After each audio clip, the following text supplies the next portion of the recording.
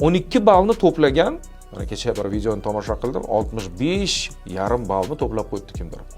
65 ballni endi hisob kitob qilishgan. Hech qancha aprel oyidan boshlaydigan bo'lsak, aprel qancha oy o'tdi? Bir oy, 2 oy ham o'tmadi. Aprel, oxiri may, 3-oy ketyapti. 3-oy ketyapti. Damas haydovchisi. Endi bilmayman u qanday qoida buzarliklarni sodir etgan, lekin faktligicha qoladi. 65,5 ball.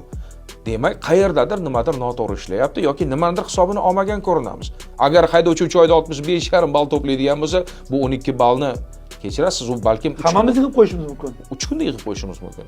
Kechirasiz, keyin nima bo'ladi? Transport vositasi. Qoida bo'yicha agar qoida ishlaydigan bo'lsa, siz bilan meni transport vositasini boshqarish huquqim bekor bo'ladi. Transport vositasini boshqarishim cheklanmaydi, huquqim bekor bo'lyapti. Nega huquq bekor bo'ladi?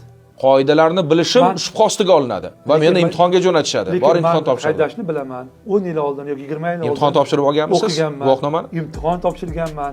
Davlat organida imtihon topshirganman. O'sha vaqtlarda lekin olganman, huquqni olganman, pravo deyiladimi? Ruxsatnomani. Albatta 2000, mana 2000 adashmasam 3 yoki 2000 bir vaqt olgan. 5-yil bir vaqtlar u vaqtlar xususiy sektor aralashmagan edi. Studentligimizni olganmiz, siz bilan. Studentlik talabalik davrimizda o'sha haydovchilik guvohnomalarini olganmiz. Lekin mana shu masala hozir dolzarb, ya'ni haydovchilik huquqidan mahrum qilish.